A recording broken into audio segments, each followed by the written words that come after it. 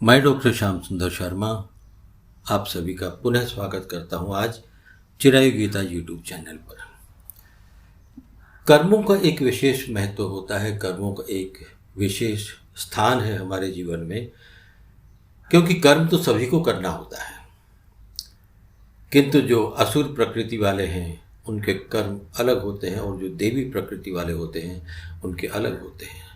जब कर्म अलग हैं तो उनके परिणाम भी अलग ही होंगे। असुर प्रकृति वाला मनुष्य सदा चिंतातुर रहता है, चिंता में ही डूबा रहता है, उसकी चिंता का कोई अंत नहीं होता और भोग वासना में भी उसकी सीमा का कोई अंत नहीं होता। मरने तक अपने आप को अनेक चिंताओं से घेर कर रखता है असुर प्रकृति वाला मनुष्य, और परिणाम ये होता है कि सदा ही अशांत बना रहता है। ऐसे मनुष्य के लिए कामोपभोग ही श्रेष्ठ और पुरुषार्थ होता है।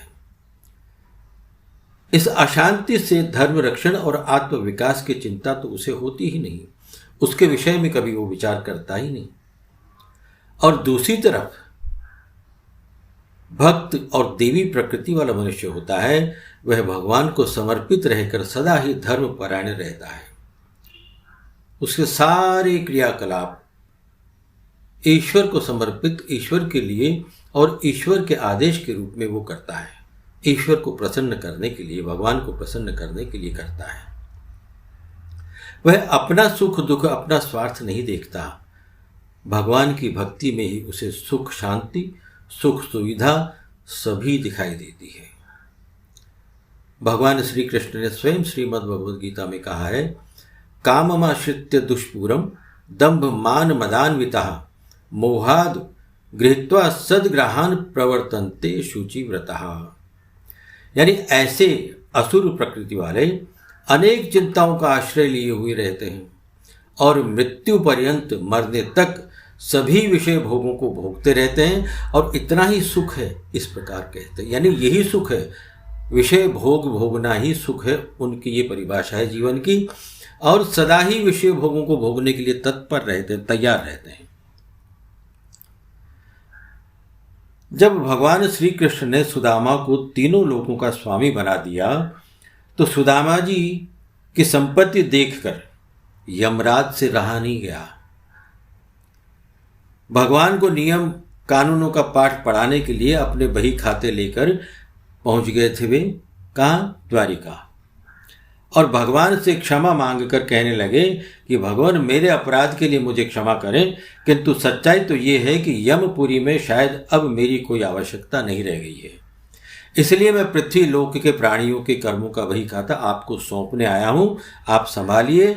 और ऐसा कहकर यमराज ने सारे बही खाते भगवान के सामने रख दिए। अब भगवान तो अंतर्यामी हैं, वे मुस्कुराए और बोले, यमराज जी आखिर ऐसी क्या बात है, आज आप बड़े चिंतित लग रहे हैं। यमराज कहने लगे, प्रभु आपके क्षमा कर देने से अनेक पापी एक तो यमपुरी आते ही नहीं, वे सीधे ही आपके धाम को चले जाते हैं, और फिर आपने अभी अभी सुदामा को तीनों लोक दे दिए हैं। अब आप बताएं कि हम कहाँ जाएं, क्या करें। और भगवान सुदामा के प्रारब्ध में तो जीवन भर दरिद्रता ही लिखी हुई थी, लेकिन आपने उन्हें तीनों लोकों की संपत्ति देकर विधि के विधान को बदल दिया है। और ऐसा होने से अब कर्मों की प्रधानता तो लगभग समाप्त ही समझिए आप। प्रभु मुस्कुराए, भगवान मुस्कुराए और बोले, यम तुमने कैसे जाना कि सुदामा के भाग्य में आजीवन दरिद्रता का योग है? अब क्या था, यमराज ने अपना बही खाता खोला, सुदामा के भाग्य वाले पन्ने को पलटा भगवान को दिखाने के लिए और देखकर चकित रह गए। क्या देखा यमराज ने?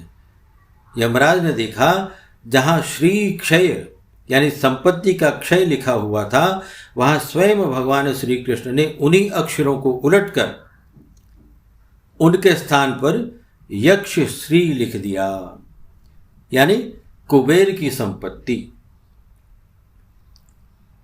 भगवान बोले, यमराज जी शायद आपकी जानकारी पूरी नहीं है, जरा ध्यान से देखिए। क्या आप जानते नहीं कि सुदामा ने मुझे अपना सर्वस्व अर्पण किया था। मैंने तो केवल सुदामा के उसी उपकार का प्रतिफल उसे दिया है। तो यमराज बोले, भगवान ऐसी कौन सी संपत्ति सुदामा ने आपको अर्पण कर दी? अर्पण करने के लिए उसके पास तो कुछ भी नहीं। भगवान बोले, सुदामा ने अपनी कुल पूंजी के रूप में बड़े ही प्रेम से मुझे चावल अर्पण किए थे, जो मैंने और देवी लक्ष्मी ने बड़े प्रेम से खाए थे। और जो मुझे प्रेम से कुछ खिलाता है उसे संपूर्ण विश्व को भोजन कराने जितना पुण्य प्राप्त होता है। बस उसी का प्रतिफल सुदामा को मैंने दिया है। ऐसे दयालु हैं हमारे प्रभु श्री द्वारिकाधीश, जिन्होंने न केवल सुदामा पर कृपा की बल्कि द्रौपदी की बटलोई से बचे हुए साग के पत्ते को भी बड़े चाव से खाकर दुर्वासा ऋषि और उनके शिष्यों सहित संपूर्ण विश्व को तृप्त कर दिया था और पांडवों को श्राप से बचाया था। जय जगदीश द्वारिकाधीश।